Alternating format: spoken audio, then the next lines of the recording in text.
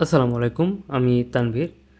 তো আজকের এই ভিডিওতে আমি আপনাদেরকে দেখাবো কিভাবে খুব সহজ পদ্ধতিতে আপনাদের HTML টেমপ্লেটের যে রিয়েল ইমেজ সেটাকে প্লেস হোল্ডার ইমেজে রূপান্তর করতে পারেন।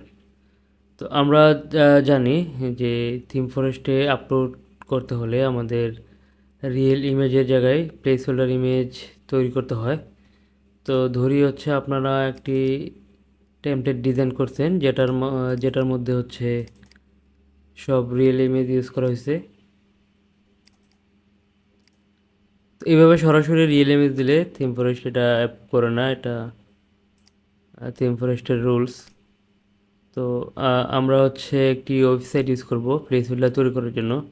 তো এটা সেই website place holder hub dot ভার্সেল dot app. এটা বাংলাদেশি দুই ভাই ওয়েবসাইটে তৈরি করছে। পূর্ববর্তীতে একটা ওয়েবসাইট ইউজ করতাম, ওইটা খুবই ঝামেলা করে, কিন্তু এটা সুপার ফাস্ট। তো আপনারা প্লেস হোল্ডারে কনভার্ট করতে হলে যেটা করতে হবে সেটা জাস্ট এই যে ইমেজের যে ফোল্ডার, আর সব ইমেজ তো আসলে করতে হবে না। সাপোজ কিছু ইমেজ আছে যেগুলো প্লেস হোল্ডার না করলেও হয়। ফর এক্সাম্পল কাস্টমস কিছু ইমেজ থাকে, যেমন হিরো ব্যাকগ্রাউন্ড, তারপর বিভিন্ন শেপ।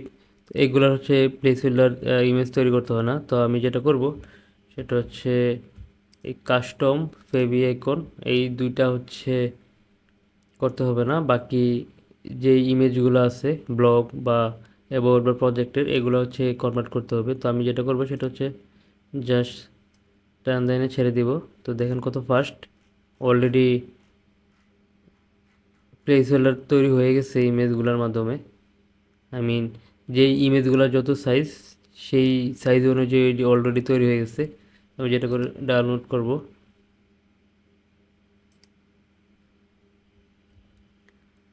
ডাউনলোড করার পর আমি জাস্ট এখানে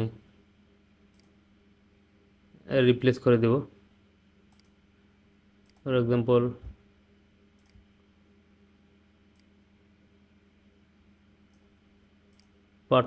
পার্টনার ফোল্ডারে, ওয়ার্ক প্রজেক্ট ফোল্ডারে,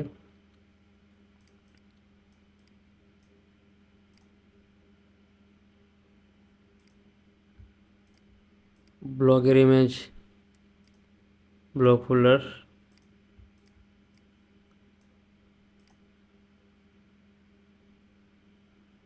এই অথরটা ব্লগে ছিল,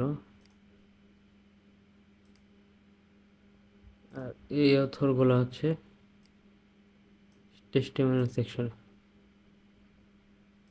তো আমরা যদি দেখি,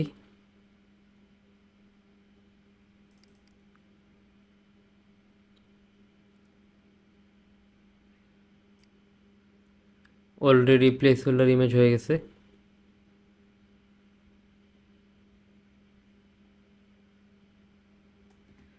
এইভাবে আসলে খুব সহজেই আপনারা প্লেস হোল্ডার ইমেজ তৈরি করতে পারেন।